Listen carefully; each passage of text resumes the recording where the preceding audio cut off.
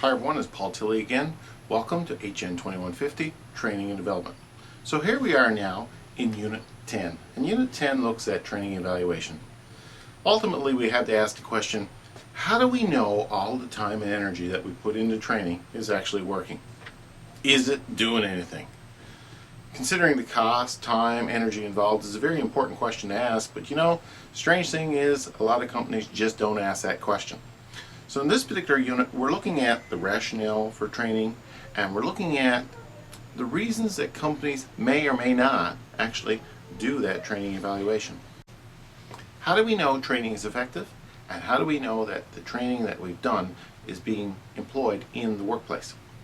Those are two of the basic questions that we're asking in this unit, and we're going to look at some of the answers to those questions in the next few minutes. Training evaluation can answer the questions that we've posed.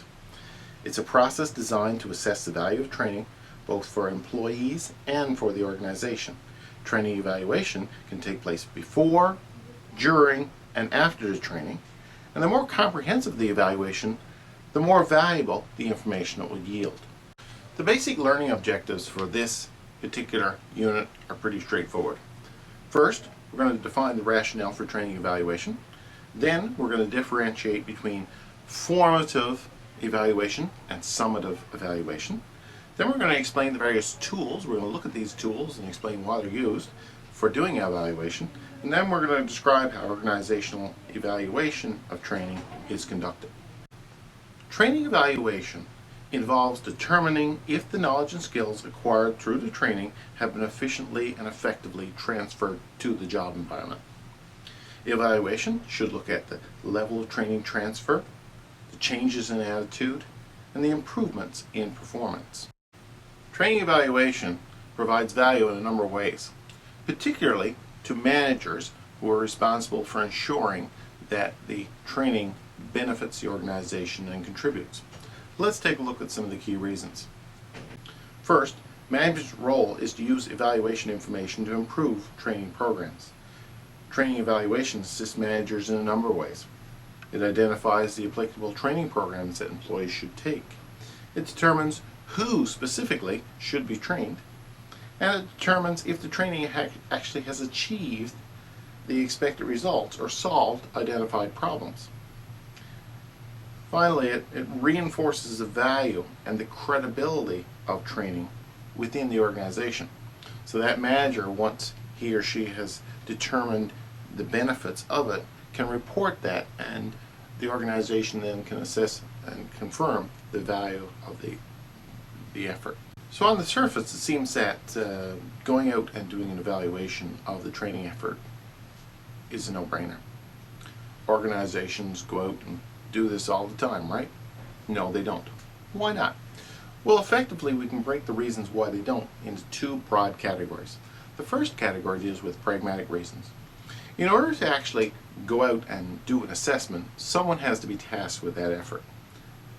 That requires time, energy, budget. And these things are hard to come by.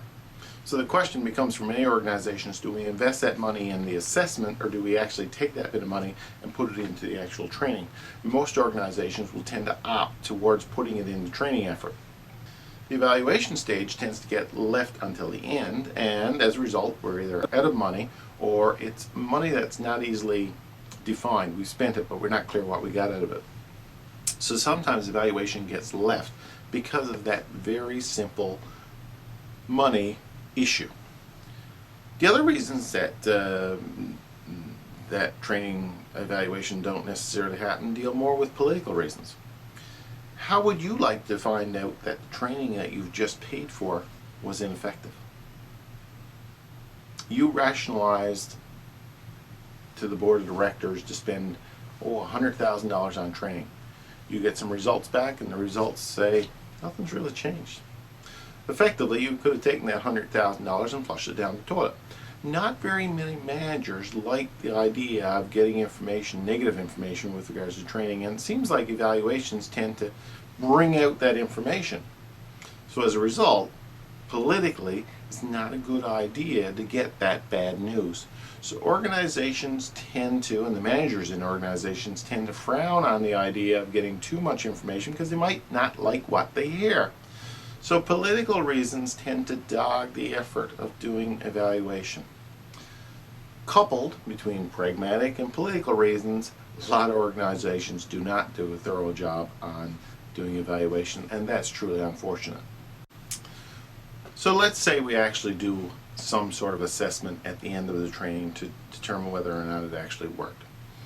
What are the major categories of things that we often seek out in terms of evaluation? So that's what we'll look at now. First and foremost, it seems as if most evaluations look at assessing perceptions. And perceptions is, how did you feel about the training? Do you think it was good? Do you think the trainer was good? Did you like it? This is what we mean by perceptual things. And when we ask the trainees, how did they perceive the benefits that they got? That's known as a perceptual type analysis. A second type of analysis deals with looking at the psychological factors and what is it that people take away from the training. And when we look at psychological factors, we're looking at things about the outcomes in terms of behaviors and attitudes. Has the training changed the behaviors and attitudes of the people who did the training? So if we're teaching, for example, respect in the workplace, we'll do an assessment to find out if people are more respectful in the workplace after the training than they were before the training. Finally, we often assess the work environment. When we think about the work environment, what we're really asking there is, has the work environment changed as a result of the training? The work environment could include everything from productivity, has the productivity increased, has productivity improved, to have the attitudes and the culture of the work environment. Has that changed since the training?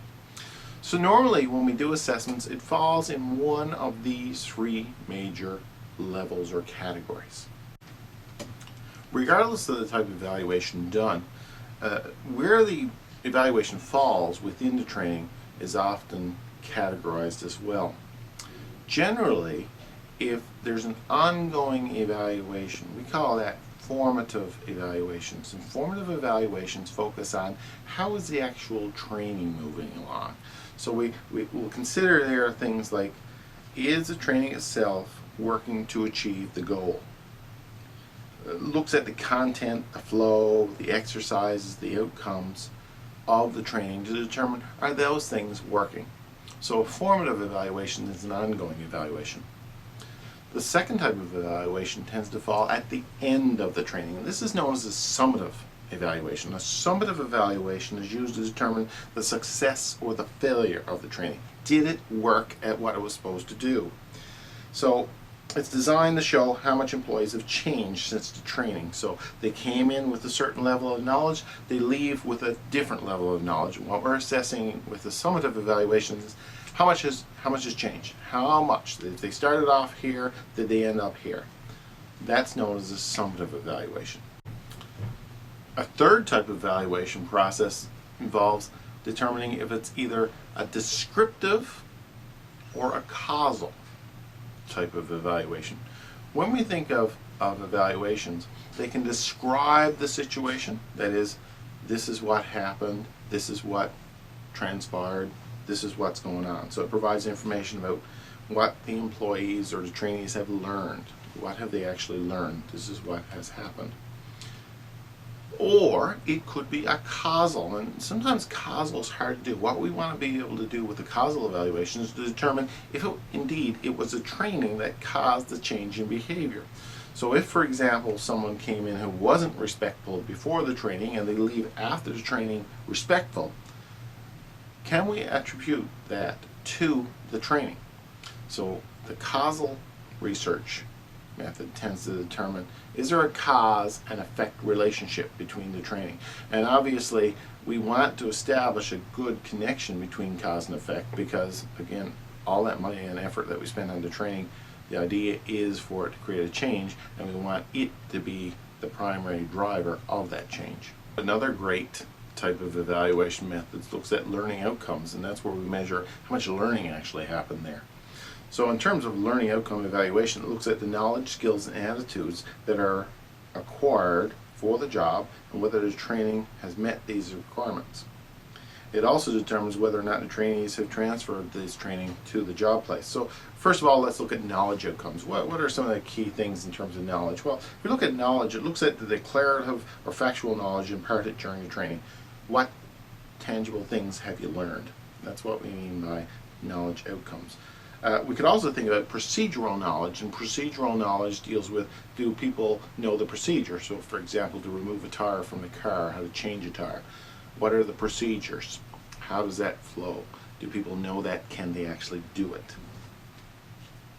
We also think about strategic knowledge, and strategic knowledge deals with a higher level knowledge that says, can people think of how to resolve problems or use some sort of methodology in order to get a good problem solving solution process in place.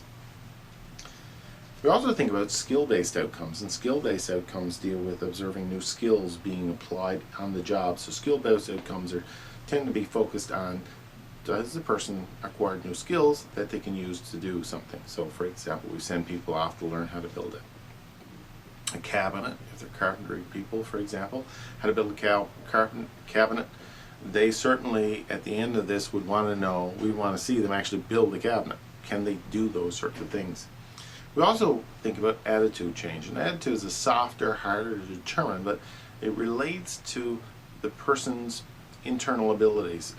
Can they think differently? Do people have a better attitude with regards, for example, again going back to the issue of are they respectful? Are they the type of person that does a good job in terms of thinking and saying and doing things in the workplace that are respectful? Has that happened because of the training? So now that we've looked at the rationale for doing the evaluation and some of the little humps and bumps that occur in terms of doing evaluations, we want to know how exactly we should proceed in order to do an evaluation. There are a number of models, and the one that I wanted to focus on in here is the most common, popular model for doing assessments, and this is known as Kirkpatrick's hierarchical model. And what that does is it lays out 4 basic stages, or 4 points, that we should focus on whenever we do an evaluation. So let's take a look.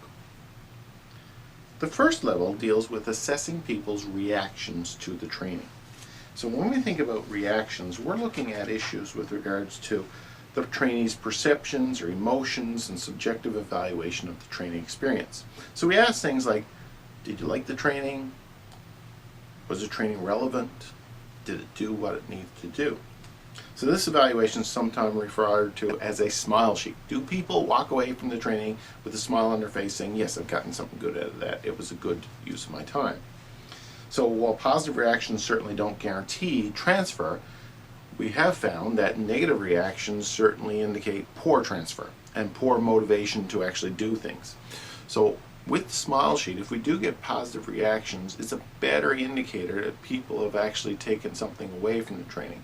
If we get a negative reaction, we should go back and look at it and say, well, we need to revise the training, because people are walking away with negative attitudes, and if they got negative attitudes, it's very unlikely they're going to transfer anything they've learned. It's going to be very unlikely they've learned a lot if they don't like it. And it's going to be very unlikely that they're going to transfer any of those skills to the workplace. The second level of analysis that Kirkpatrick talked about was doing a learning outcomes assessment. And in that particular thing, what we're doing is measuring how well the learning objectives of the overall training program have been met. So did people get what was taught? That's ultimately what we're asking. Did people get it? So we assess this at a number of levels, and it moves the whole evaluation process beyond satisfaction. People can be satisfied, but that doesn't necessarily mean they learn anything. What we're doing now is saying, okay, have you learned anything? What have you learned? So we assess the extent of the accumulation of knowledge, skills, and abilities that came from the training. The measurement methods for this range from a very formal process of doing quizzes or whatever to a more informal interviews, observation, these sorts of things. If possible, participants take a test for assessment before the training, such as a pre-test, here's what I know before, and a post-test, here's what I know after. And what we want to do is find the difference between what people knew before and what people know after, and we can attribute the difference to the actual training. The third level that Kirkpatrick said is after we've looked at the reactions and after we've looked at the learning, we really need to ask the question, did we get job transfer? Do people take those skills and now apply them to the job? So in this stage, we measure the degree to which learning behavior is transferred to the job. And during the training needs assessment, we've done an indicator of what are some of the performance gaps. What are the things that are missing? We've used that gap analysis in order to develop our training. We've done the training. Now we have to ask, are the gaps being filled? So we need to use the same tools we used in order to do the needs assessment in order to assess the gap analysis and if it's being worked on. So we measure job behavior based on the training needs assessment, and we measure job behavior based on the training. Using the same measure, we should be able to get some sort of a difference between the two to say, yes, that gap is indeed being filled. So for many trainers, this level represents the truest assessment of the program's effectiveness. However, measuring at this level is difficult and is often impossible to predict will the change in behavior occur immediately or after.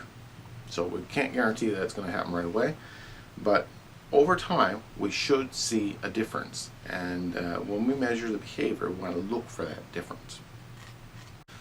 The fourth and final level of analysis based on Kirkpatrick's model is the results. You need to evaluate the results. So what we're doing at this level is determining the degree to which the training has made improvements to the organization's functioning. Frequently thought of as the bottom line, this level measures the success of the program in terms of the managers and executives, what they can understand out of it. And that is there increased production? Is there lower cost? Is there a better environment? These sorts of things. So from a business and organizational perspective, this is the reason we did the training.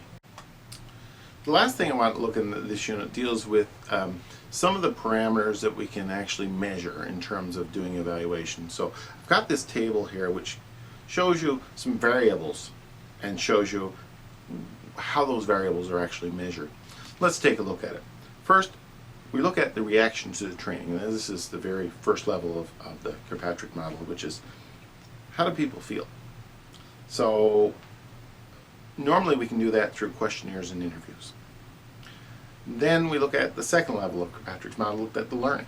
Well, how do we measure the learning? Well, written tests, mastery tests, this type of testing is often used in order to measure learning. Next we look at behaviors. How do we measure behavior? Well, self-reporting, people can give us an indication. Supervisor reports, observation are all useful for measuring behaviors. In terms of motivation, the trainees' desire to learn. How do the trainees, how do we quantify that? Well, normally questionnaires are used. It's difficult, but questionnaires can kind of do a good assessment of motivation. Self-efficacy, which is a person's belief that they can actually do the things they're being trained to do. And again, questionnaires are often used for that. Perceived or anticipated support. And that's how much support do you think the trainees are going to get in the organization to actually use the skills that they've learned? Well, questionnaires are often used there too, but we use a standardized questionnaire. Standardized questionnaire is an established questionnaire that is used in industry that has a defined measure.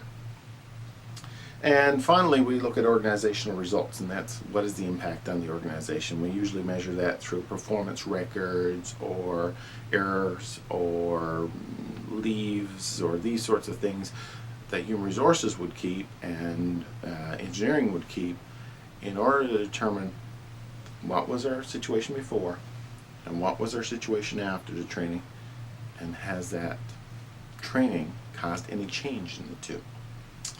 So that's a very quick assessment of that unit. If you have any questions, please let me know.